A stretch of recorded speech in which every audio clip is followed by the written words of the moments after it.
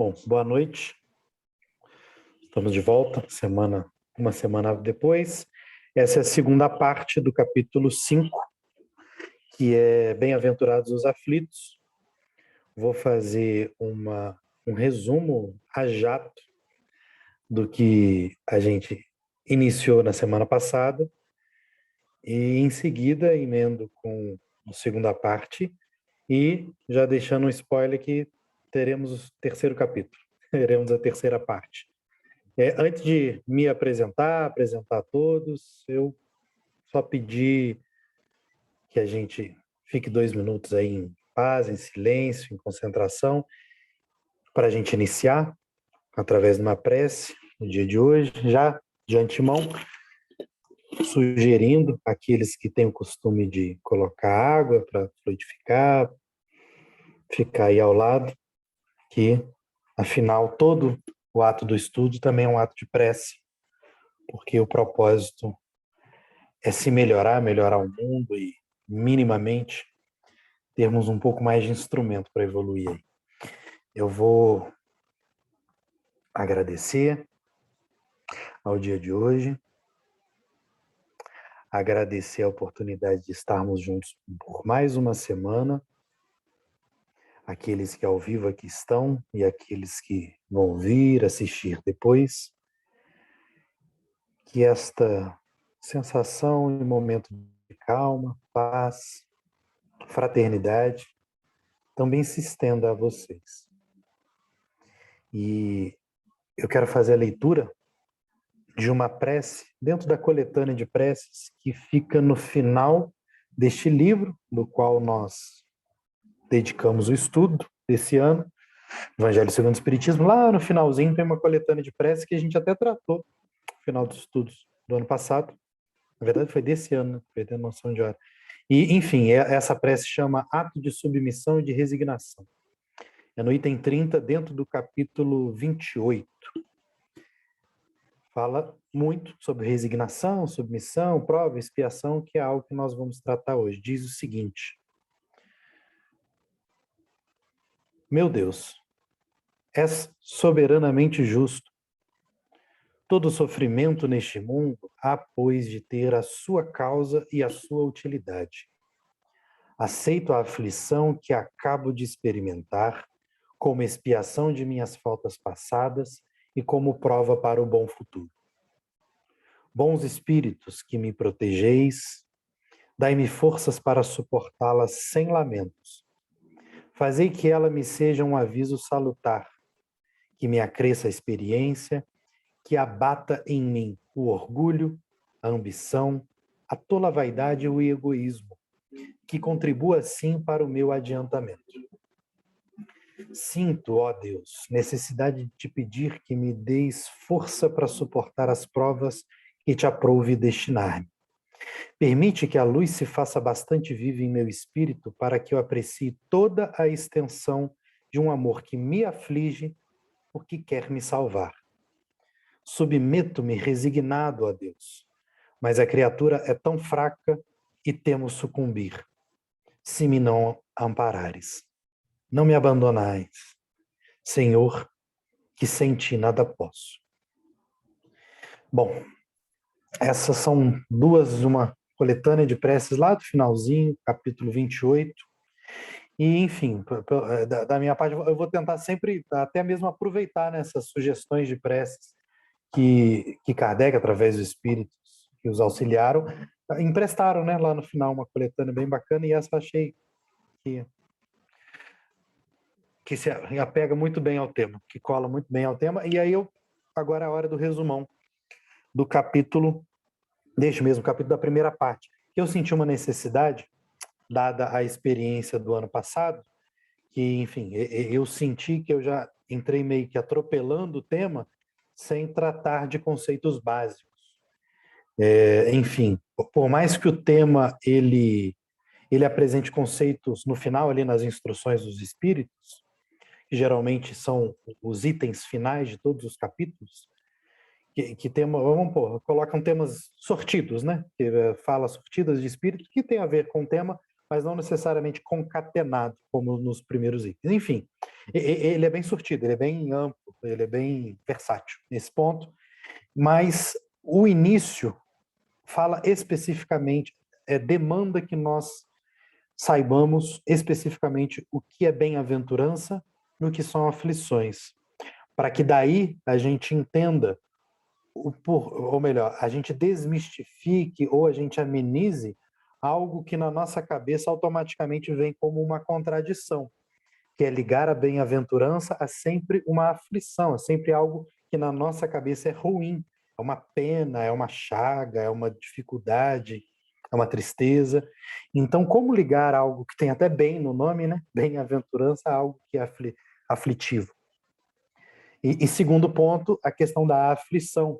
O porquê este é um termo que está a todo momento no Evangelho segundo o Espiritismo, na Bíblia também, obviamente, que o estudo é sobre o Evangelho, porque esse tema vem sempre recorrente em outros formatos. Vamos colocar a aflição como um gênero, dos quais existem subespécies que vamos estudar ao longo dos outros capítulos. E então, entender a junção desses dois temas, eu propus esse estudo, sendo um resumaço dizer que bem-aventurança é um estado de espírito, onde se liga a fé com uma compreensão. Isso para o espiritismo, para não ficarmos tão simplesmente na fé, vinculado àquela frase de que foi porque Deus quis, eu não sei, mas só sei que tem que ser assim, parece o Chicó, né? Lá Só sei, não sei, só sei que foi assim. Não precisa ser dessa forma. E, enfim, nos é emprestado uma série de instrumentos para pensar além da fé. Pensar além da fé parece que até é algo pouco, né? Porque fé, particularmente, é o que me mais é dificultoso, ter essa fé inabalável. Mas a gente reforçar a fé. Nós, espíritos, geralmente somos muito teimosos, então por isso somos espíritos. Então nos é emprestado mais um elemento ali para facilitar a fortaleza da nossa fé. Enfim, passando por isso, então a bem-aventurança seria isso: um estado de fé com compreensão, do qual gera uma resignação esclarecida, que é uma fé junto com um raciocínio, do qual eu aceito e tenho alegria das aflições que eu sofro, das provas que eu passo, das expiações que eu experimento. Então, essa é a sensação espiritual da bem-aventurança. A aflição seria efetivamente estas marcas que nós, enquanto espíritos encarnados num planeta de prova e expiação, que sabemos que a felicidade plena não é deste mundo, tem até um capítulo com esse nome, a felicidade não é deste mundo, porque nós estamos aqui, porque precisamos evoluir, temos uma série de imperfeições, não só em nós, como aqueles espíritos que nos cercam.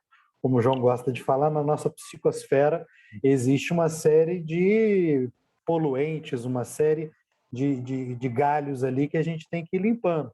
E, enfim, é uma reforma íntima e uma evolução através da caridade. Então, é um olhar para dentro e um olhar social. Então, basicamente, a aflição é o instrumento pelo qual você é cutucado, dizendo que você está errando demais, ou que é, inclusive, algo que você pediu, foi instruído lá no Ministério da Reencarnação, lá você, inclusive, com um esclarecimento um pouco mais avançado, com a expansão da consciência fora dessa prisão do corpo, você participa de algumas programações da sua encarnação e pede que algumas provas para lhe serem dadas, e elas vêm em formas de aflições, que a gente, às vezes, só de supetão assim, acha que é porque a gente fez algo para trás, mas às vezes não, é um bônus que está nos sendo dado, é uma chance em forma de bônus. E falando de bônus, acho que tem muito a ver a questão daqueles que quiserem saber mais, questão de bônus hora, que é muito tratado pelo espírito de André Luiz. Muito tratado, ele usa, né, essa espécie de moeda, até um pecado chamar de moeda, enfim, essa espécie de moeda, de bônus hora, que é basicamente ligado a isso, as coisas que você precisa evoluir e o que você vai conseguindo ajustar e limpar ao longo do tempo, sabendo, obviamente, que nós não regredimos, ao contrário de outros entendimentos espiritualistas, de outras religiões espiritualistas, não espíritas. Nós, espíritas, não acreditamos em regresso da alma. Nós acreditamos minimamente ali numa estagnação. Só que estagnação, como o dito popular fala, se você parar, o bonde continua andando. Então, você parou, a sensação é que você está voltando, porque existe uma evolução natural. Se você parou, é como se você estivesse regredindo, mas não há uma regressão pessoal individual.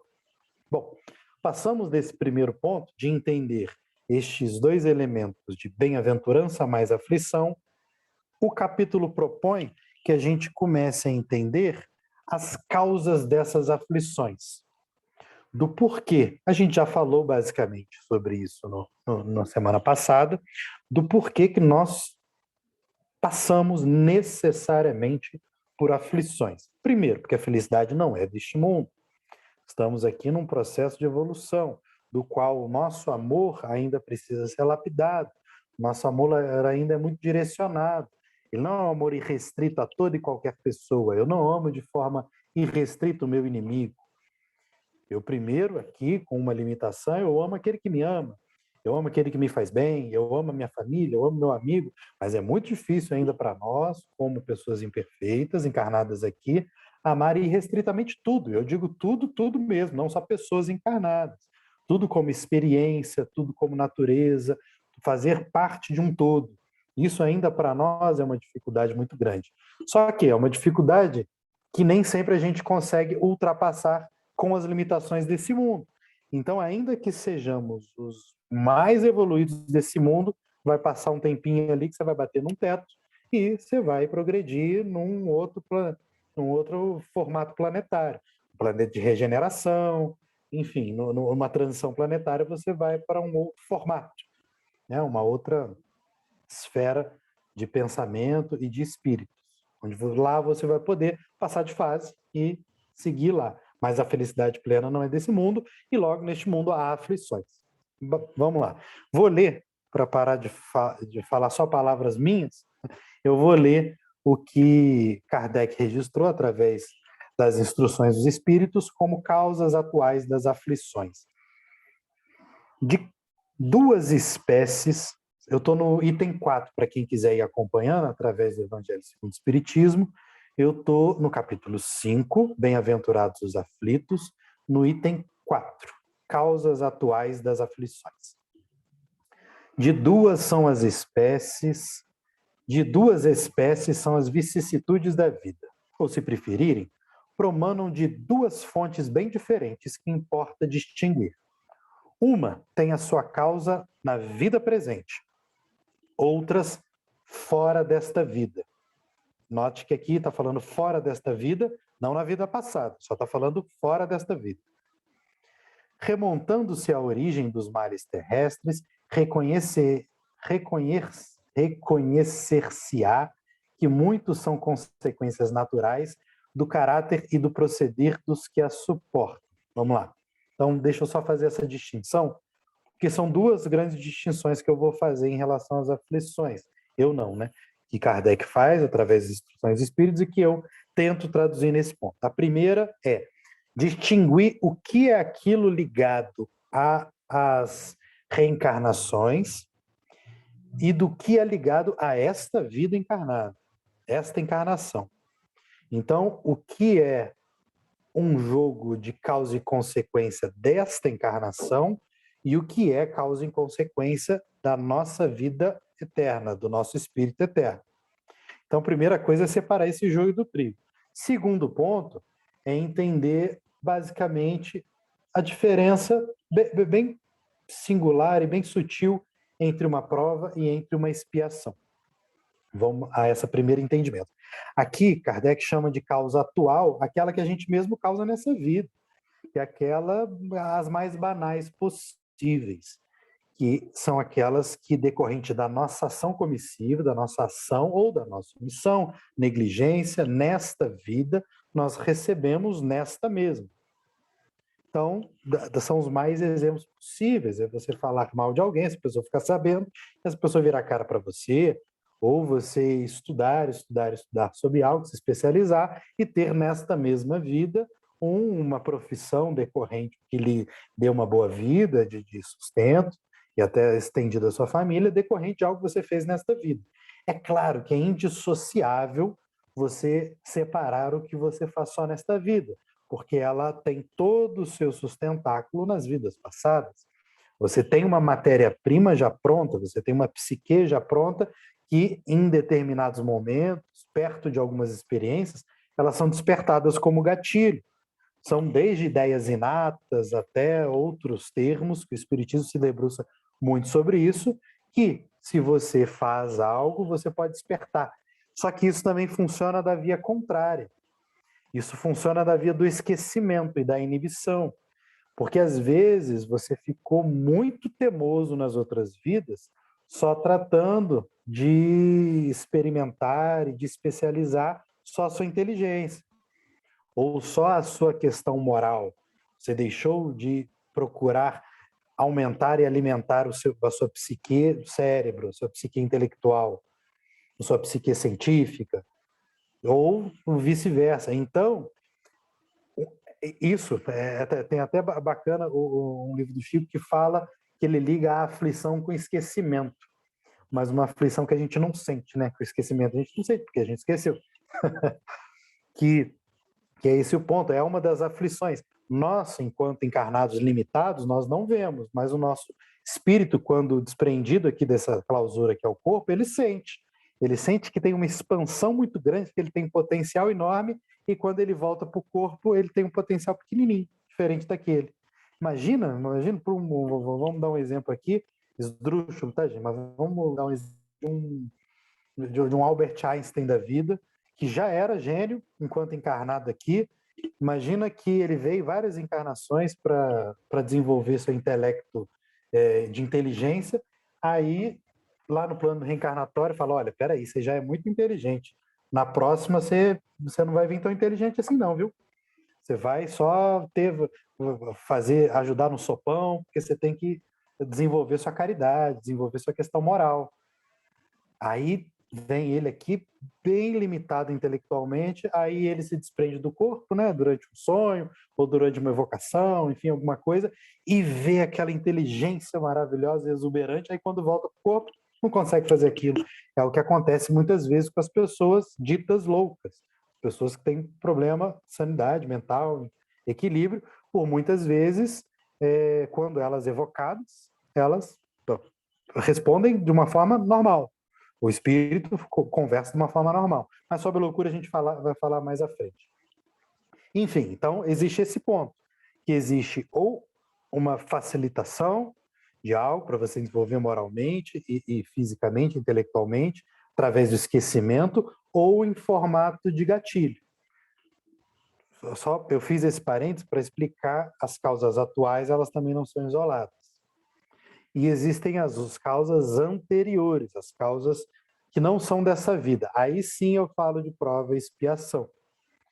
Que eu vou até ler aqui o que sugere a revista Espírita, que eu gosto muito de usar, as revistas espíritas, de julho de 1863, pela qual, numa dada reunião, em julho de 1863, por um grupo que também era estudioso do espiritismo, não era Kardec, levou até Kardec alguns escritos que aparentavam uma contradição no uso desses dois termos, provas e expiações.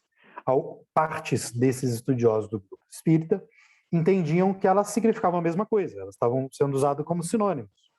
Outro falavam que não, elas eram usadas, elas tinham a razão de serem diferentes. Então eles tentaram entender isso. Aí um compilado desse estudo é o seguinte, vou ler o início. As opiniões, o segundo grupo, né, aqueles que entendiam que não tinha diferença. A opinião destes últimos é que a expiação ocorre mesmo durante a encarnação, apoiando-se no fato que tal expressão foi empregada em muitas comunicações, igualmente provas. Apelo, pois, à vossa bondade, no sentido de dardes a vossa opinião sobre essa questão, chegando para Kardec pedindo uma reunião para tratar sobre isso. Era assim que eles decidiam, era estudando. Era sentando, temos aqui, olha, você trouxe uma informação, você trouxe outra. Uma aparente contradição. Temos aqui, vamos num método científico, colocar essas duas verdades até então sob prova, sob método científico. Vamos ver aqui, vamos estudar, vamos chamar pessoas, vamos evocar espíritos, vamos conversar sobre isso. É isso, é matéria de estudo. Não à toa foi escolhido Kardec. Bom, as notas desta reunião para decidir, para pensar sobre isso são: várias comunicações dadas por espíritos diferentes qualificam indistintamente as expiações de provas e os males e as tribulações que formam o quinhão de cada um de nós durante a encarnação na Terra. Resulta de tal explicar que duas palavras muito diversas em sua significação teria para alguns espíritos a mesma ideia, o mesmo significado. Passando no outro ponto. Tomando primeiramente essas duas palavras em seu sentido absoluto, parece que expiação seria ligada a castigo, a uma pena imposta para o resgate de uma falta, com perfeito conhecimento por parte do culpado punido da causa desse castigo, isto é, da falta a expiar. Compreendes que, nesse sentido, a expiação é sempre imposta por Deus, sob um resgate proposto pelo próprio ser humano, pelo próprio espírito, que tem noção daquilo. No outro ponto, a prova não implica nenhuma ideia de reparação. Ela pode ser voluntária ou imposta, mas não é a consequência rigorosa e imediata das faltas cometidas. A prova é um meio de constatar o estado de uma coisa, para reconhecer se é de boa qualidade. Assim, submete-se uma prova, um cordame, uma ponte, uma peça de artilharia, não por causa de seu estado anterior, mas para certificar-se de que estão adequadas ao serviço para o qual se destina ou para o qual se querem destinar. Agora vou fechar aqui porque tem bastante coisa sobre isso, mas eu acho que só com essa matéria-prima aqui dá para a gente trabalhar. Vamos lá. Existe essa distinção, e aqui é muito claro. A prova seria ou voluntária ou involuntária, sempre por um consentimento daquela pessoa também, e a prova ela não é necessariamente ligada à reparação, ela é mais ligada a uma checagem para saber se realmente você está preparado para aquilo que está passando ou se você vai estar preparado para uma missão, para uma encarnação, por uma trilha que você mesmo pode ter se atribuído ou na parte involuntária podem ter atribuído para você. Às vezes a missão é muito importante, sua jornada é muito importante e a gente precisa checar direitinho se o seu espírito está preparado para isso. Então, através dessas provas, você vai testando. Não é necessariamente por uma chaga, por um mal que você cometeu, por um erro que você cometeu na vida passada.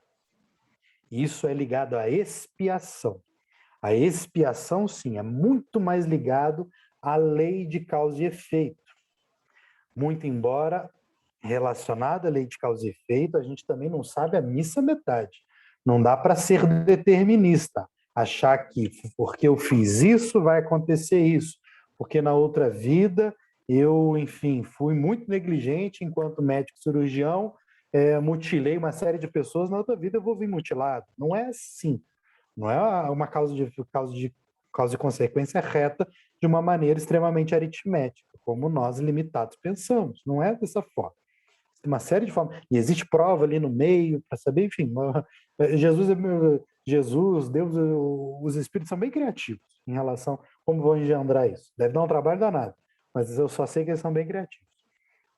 Então, vamos lá, essas duas diferenças. Primeira, as causas da própria vida, que você, na sua encarnação, gera, recebe, as causas anteriores, ou melhor, as causas fora da vida, e a gente pensa um pouquinho, como até pensando um pouco no futuro, quando é ligado à prova, por eu vou checar algo que está me destinado a passar.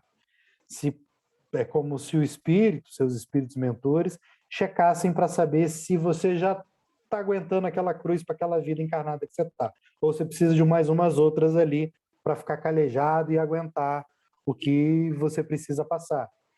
Então, assim, existe uma bondade, uma resiliência enorme por parte dos espíritos que lhe cercam. Então, são esses dois pontos. E, enfim, eu ficaria muito satisfeito se só essas primeiras diferenças ficassem mais ou menos claras a nós. Então, vamos seguir. Aí vem a chave de entender que, se você não acredita em um dos princípios, dos princípios gerais do Espiritismo, que é a pluralidade das existências, e aí também precisando de acreditar que existe mundos habitáveis, pluralidade de mundos habitáveis, e que estes mundos habitáveis possuem graus de evolução diferentes. Não só os graus de evolução nosso enquanto indivíduo, quanto em mundos que habitamos ao longo da nossa eternidade. Então, essas duas chaves são extremamente necessárias nesse capítulo. Porque se você não acredita nisso, fica difícil você entender causas anteriores das aflições. Anteriores a quê? Anterior, se eu sou uma pessoa que acredita só nessa vida, que depois daqui eu vou para o inferno, eu vou para o céu, ou fico ali esperando o purgatório, eu fico esperando a justiça divina, arrebatamento, isso, aquilo, fica difícil acreditar em causa anterior. E, ao mesmo tempo, se você não acredita em causas anteriores, você fica com dificuldade de entender o que são expiações. Você fica simplesmente raciocinando em provas, como se Deus te aplicasse provas para ver se você aguenta aquilo ali ou não. E que toda aflição que é gerada na nossa vida foi por conta de alguma coisa que a gente fez aqui. E se porventura você não achar justificativa plausível para algo muito severo que você está sofrendo, e você foi uma pessoa, você e todas as pessoas da sua comunidade acham que você foi uma pessoa muito boa ali, você novamente vai cair naquela velha máxima. É assim porque Deus quis. É assim porque eu tenho fé, a fé é cega e pronto, eu não tenho que entender. O Espiritismo está te demonstrando por dois seus princípios básicos que existe expiação, portanto, existem causas anteriores de aflições que vêm em formas de expiações. Beleza? Nesse ponto eu vou ler uma passagem do Evangelho segundo o Espiritismo. Eu estou dentro do capítulo que chama Causas Anteriores das Aflições, e esse é o item 6. É o seguinte, está lá no final dele. Assim, falando das causas anteriores às aflições, lembrando, as expiações, ou mesmo as provas, mas mais ligadas às expiações. Assim, se explicam pela pluralidade das existências e pela destinação da Terra, os dois princípios que eu falei, pluralidade das existências e destinação da Terra dentro da escala de mundos. Como mundo expiatório, as anomalias que apresenta a distribuição da ventura e da desventura entre os bons e os maus neste planeta. Semelhante anomalia, contudo, só existe na aparência, porque considerada tão só do ponto de vista da vida presente.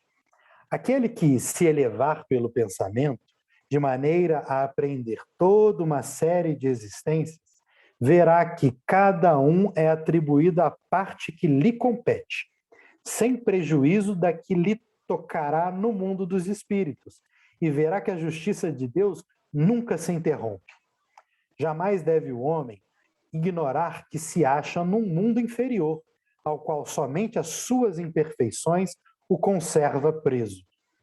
A cada vicissitude, cumpre-lhe lembrar-se de que, se pertencesse a um mundo mais adiantado, isso não se daria e que só de si depende não voltar a este, trabalhando por se melhorar. Então, basicamente aqui é aquilo que vem sempre no Evangelho segundo o Espiritismo e com muito mais força também no Livro dos Médiuns, que é saber que os espíritos só nos compartilham, ou se só é lícito aos espíritos nos compartilhar aquilo que a gente precisa saber, nos é competível saber aqui agora.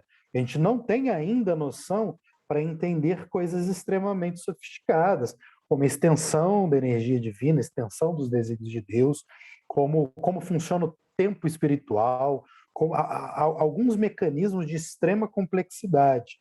Então, aqui, se a gente se a gente tiver essa possibilidade de sair dessa prisão do corpo e se expandir, e na vida espiritual isso vai nos ser facultado, a depender da nossa evolução, a gente vai entender que tudo aquilo que a gente achou difícil, complexo e injusto, não é. Não é. A justiça divina, ela não existe só para nós encarnados. Ela existe em todas as esferas, em todos os planos de encarnação, em todas as evoluções, desde mundos muito primitivos, de mundo de prova e expiação, de regeneração, de felicidade, existe em todos. Deus é onipresente em tudo. Então, esse é um ponto, aquela chave que eu queria que fosse o marco do dia de hoje de estudo, que é entender provas atuais das aflições, anteriores das aflições, e linká-las à questão de provas e expiações. Esse é o ponto. Agora vamos avançar, que é os motivos de resignação. Antes de falar de resignação, ela é muito ligada à questão de bem-aventurança que a gente tratou na semana passada. Bem-aventurança, que é um estado de espírito, uma junção de fé com esclarecimento, onde você se mostra, realmente é resignado. Não finge que se resignou e aceitou. Você realmente tem alegria na aflição. Você reconhece e agradece pela aflição que está passando, porque ou ela é uma agulhinha ali te apontando que você está com algum erro, ou ela é um trampolim para você. Ela não vem para te diminuir, ela vem para te mostrar o caminho certo ou para te confirmar que você está no caminho certo e suporta o caminho que vai passar a percorrer. Então ela vem como prova de checagem ou ela vem como uma expiação que você aceita porque de fato é a justiça de Deus, é a causa e efeito, lei de causa e consequência. Então vamos lá nos motivos da resignação segundo o Evangelho, segundo o Espiritismo, que está, eu estou no item 12. Ele vai voltar na bem-aventurança, tá? Porque é muito ligada à questão da aflição, resignação. Por estas palavras, bem-aventurados os aflitos, pois que serão consolados. Jesus aponta a compensação que hão de ter os que sofrem e a resignação que leva o padecente a bendizer o sofrimento. Novamente, o padecente, aquele que sofre, a bendizer o sofrimento, a agradecer pelo sofrimento, como prelúdio da cura, ou seja, como caminho necessário da cura e sabendo que ela está chegando. Também podem essas palavras, que é bem-aventurados, serem traduzidos assim, abre aspas, deveis considerar-vos felizes por sofrerdes, visto que as dores deste mundo são o pagamento da dívida que as vossas passadas faltas vos fizeram contrair, suportadas agora, pacientemente na terra.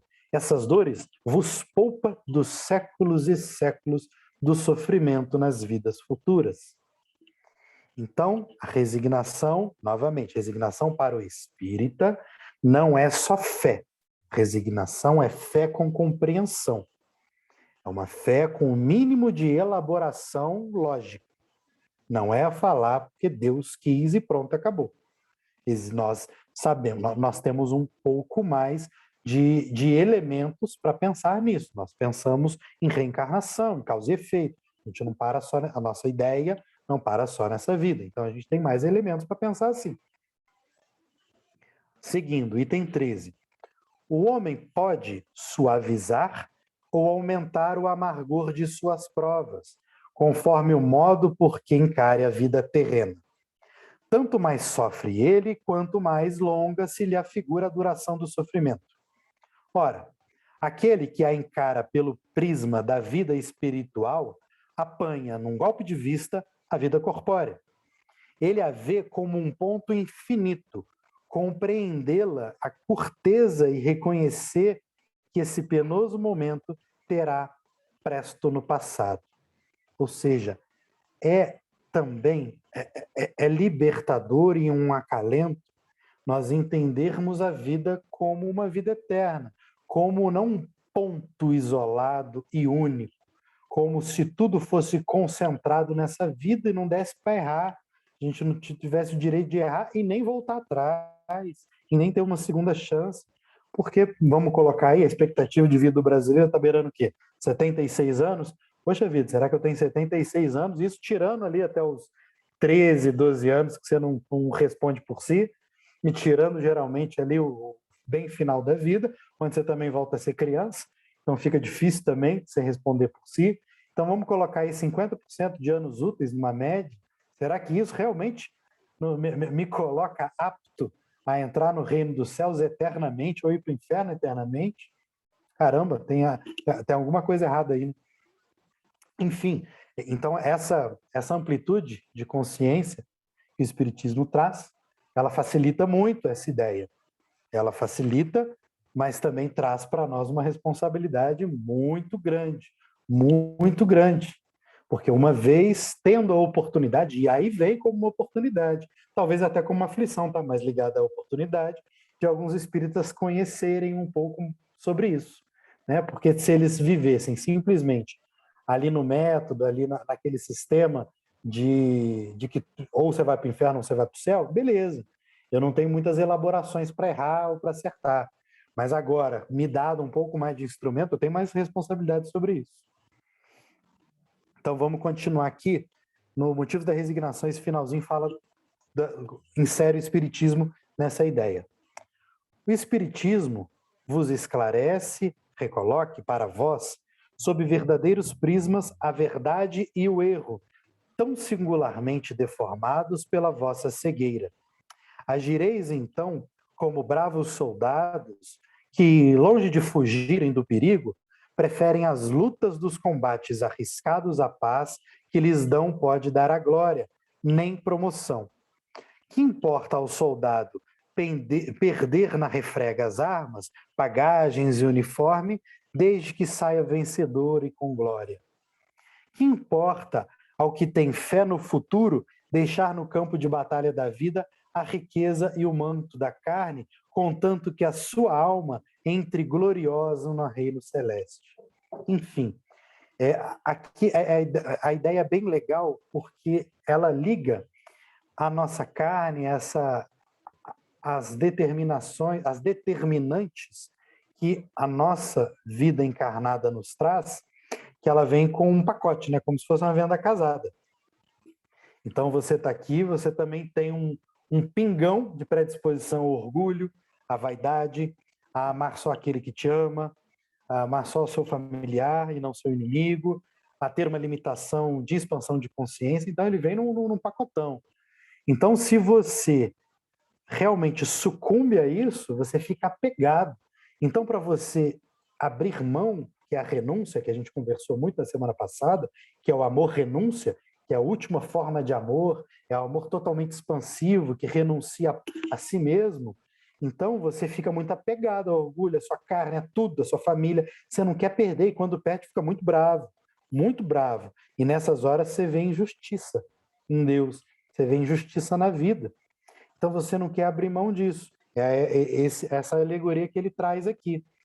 Para o espírita, que tem a ideia de uma amplitude muito grande do espírito eterno, de várias vidas, as reencarnações, ele não liga de perder o manto, as vestes, os uniformes e as armas durante a guerra, desde que eu chegue ao reino dos céus. Pelo contrário, é necessário que eu perca. É necessário que eu chegue como criança ao reino dos céus. Porque do céu, o reino dos céus é destinado às crianças, crianças de espírito, tá? Os pobres de espírito.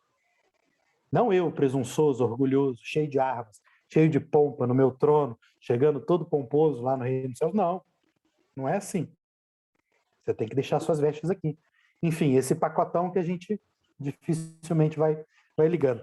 Então, depois daqui, vão ser aqueles assuntos mais autônomos, mais isolados, muito embora se ligue à bem-aventurança, à aflição, a questão de prova, expiação, resignação, são as palavras-chave desse capítulo. Vem as instruções dos espíritos. Eu queria ler o capítulo para vocês, só o nome do capítulo, e na semana seguinte, até aproveitando que o Jorge já chegou aqui, por conta da extensão do capítulo, Jorge, que eu acho muito necessário que a gente inicie falando sobre dois pontos fundamentais, porque se liga a essa questão da resignação, a noção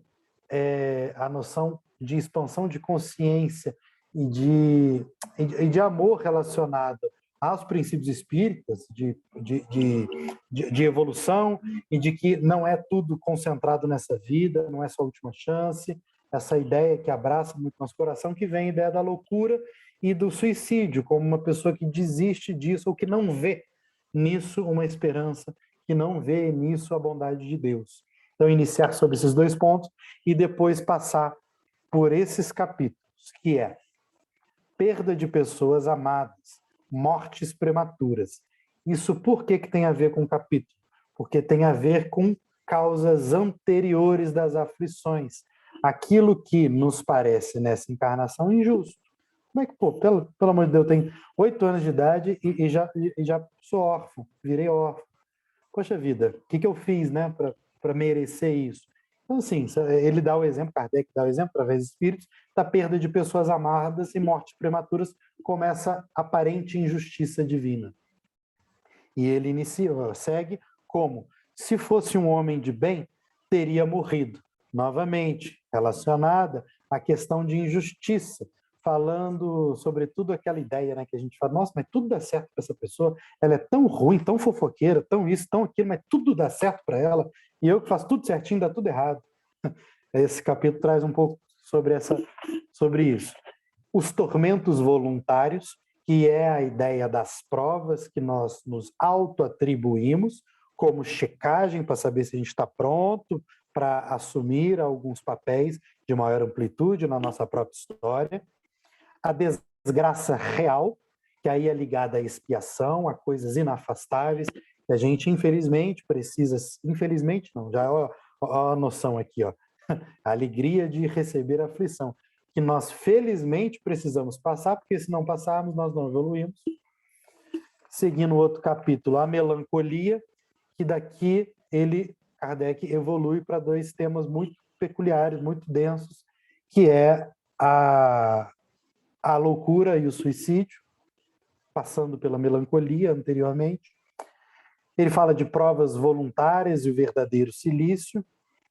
E, por fim, ele vem com alguns questionamentos, que é bacana, que no direito a gente chama de hard case, que são aqueles casos que a gente não acha resposta na lei, que a gente tem que apelar para os princípios da razoabilidade, da dignidade da pessoa humana, a gente tem que pensar fora da caixinha para entender e responder algo, coisas que são difíceis, são questões morais, filosóficas, que ele coloca aqui. Dever-se-á, por termo, as provas do próximo, ou seja, antecipar, abreviar a vida daquela pessoa que está em penitência, em sofrimento, que é muito ligada à ideia da ortotanásia, eutanásia, que são assuntos do momento. E sacrifícios da própria vida. Aqui muito ligado à ideia que a Igreja Católica chamaria de uma extrema-unção, ao sacrifício para salvar outro, e também diferenciando o que é sacrifício da própria vida, com esse formato, como sacrifício da própria vida para encurtar a sua própria, achando que assim você não está aguentando mais, ou a aflição já se tornou insuportável, vou abreviar. Então, são esses pontos que eu vou tratar brevemente na próxima semana, mas que eu já deixo um spoiler aqui. E, novamente, só retomando, hoje, na semana passada, as palavras-chave que eu propus é entender bem-aventurança, entender aflição, e entender a junção dessas duas palavras, junto com resignação. Hoje, eu propus que nós entendêssemos duas divisões, que são ligadas à aflição e à bem-aventurança, entender o que são desta vida, o que são as causas atuais das aflições, o que são as causas anteriores, e por isso também diferenciar o que seriam provas e o que seriam expiações. Então, encerro e abro. Eu até disse no início que eu precisaria 8h45, o rapaz já deve estar me esperando lá. Você toca daí, Anderson, por favor? Tudo bem, perfeito, Guilherme. Muito obrigado. A gente continua, então. Jorge, só para você compreender o que o Guilherme falou, é que na semana que vem, eu acho que você ainda não estava aqui com a gente, na semana que vem ele vai precisar continuar o capítulo, tá? Tem problema? Tranquilo? Maravilha. Bom, Guilherme, muito obrigado. Essa diferenciação, né, entre prova e expiação eu acho importante, sim, né, para a gente poder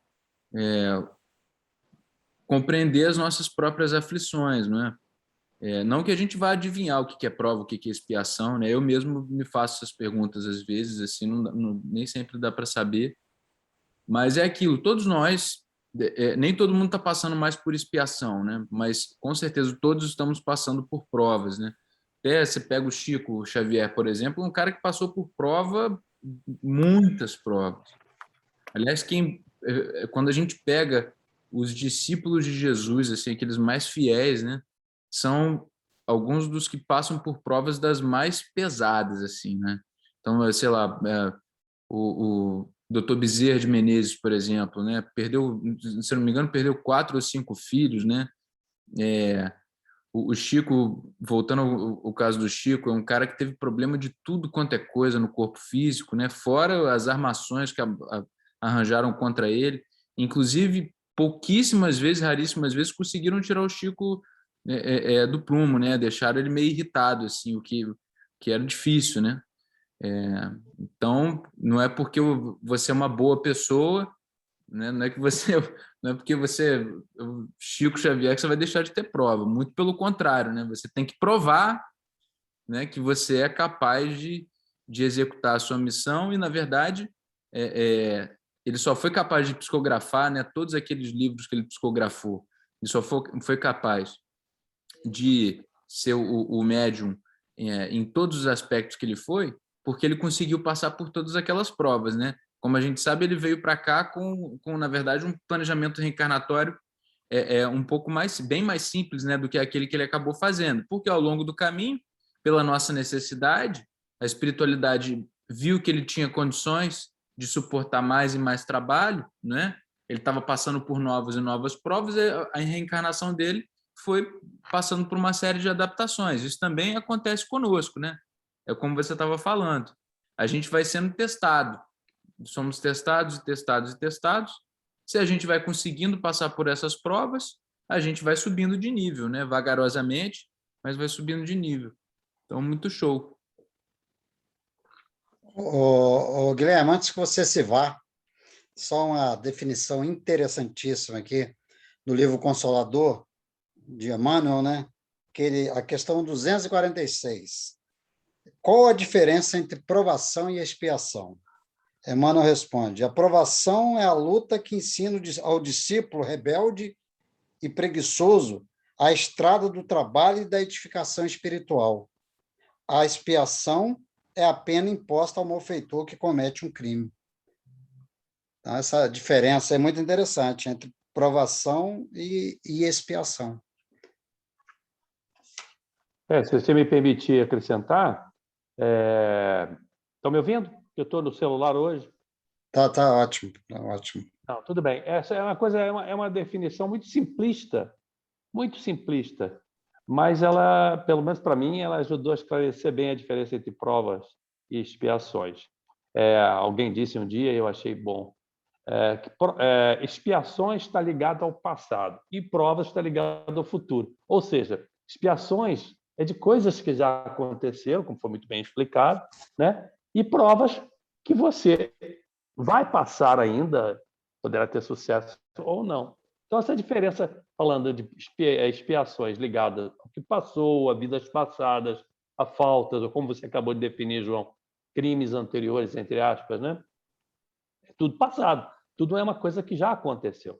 Enquanto que as provas, você se coloca para desafio, é futuro, né? E se vier de outrem para o seu engrandecimento, também é para o futuro, para ver se você consegue. Então, a diferença entre provas e de pessoas olhando uma como passado, outra como futuro, ficou bem fácil para mim, para eu entender.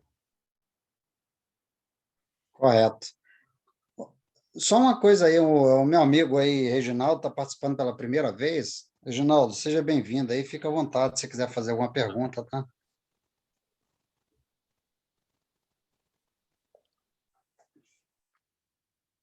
Abre seu microfone aí, Reginaldo, está fechado. Bom, obrigado aí pelo convite, Taboraí. Eu estou iniciando agora, Então, eu estou como ouvinte para começar a entender aí os estudos aí. Tá? Muito obrigado pelo convite. Muito bem-vindo. Bacana, meu amigo. Valeu a sua presença.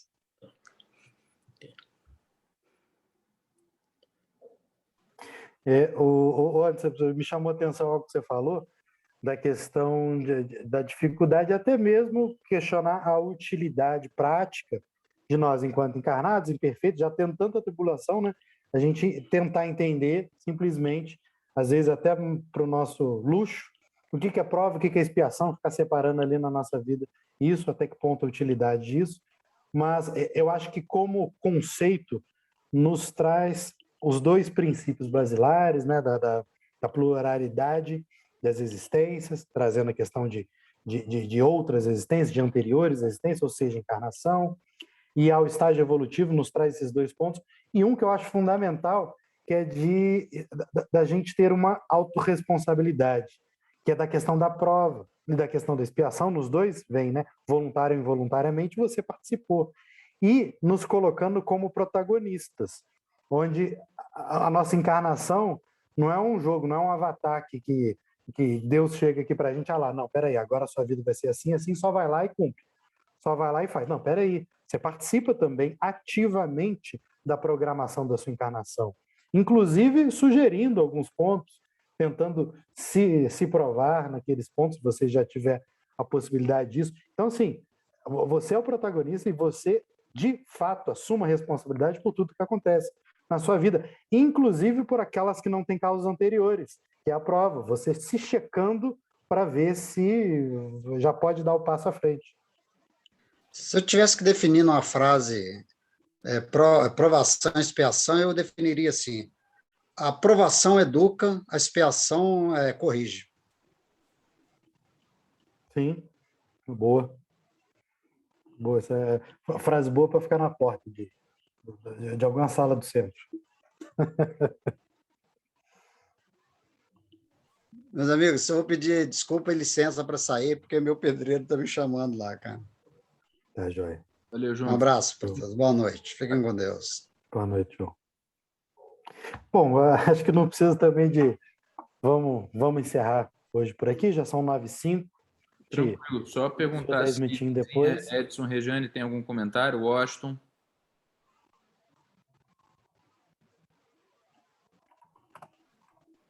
Show? Vamos encerrando, então. Você sente vontade, Regiane, de fazer a prece para nós encerrarmos? Tá.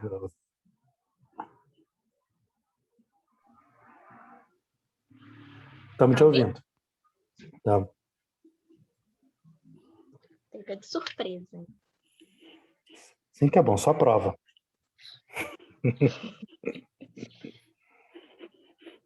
Queria agradecer à espiritualidade amiga por este momento bendito de aprendizado em que nos encontramos, em poder participar de mais um dia de estudo para todos nós, como forma de a gente evoluir, repensar sobre os nossos conceitos, nossas atitudes, através de todo o aprendizado repassado nesse estudo. Pedimos permissão à espiritualidade amiga, aos amigos de Laura, para encerrar este estudo dessa noite. Que todos possam ter aproveitado o máximo os ensinamentos que foram passados e continuem refletindo sobre isso durante essa semana, que assim seja, graças a Deus. Assim seja. Obrigado, Regiane. Graças a Deus. Beleza, pessoal. Encerramos, né? Vou acabar aqui Vou finalizar a gravação. Aliás, dessa vez a gente se esqueceu, né? De avisar. Quem não quiser aparecer pode desligar a câmera naturalmente. Mas é isso. Um beijo para todo mundo. Fiquem bem, fiquem com Deus. E quarta que vem a gente está de volta.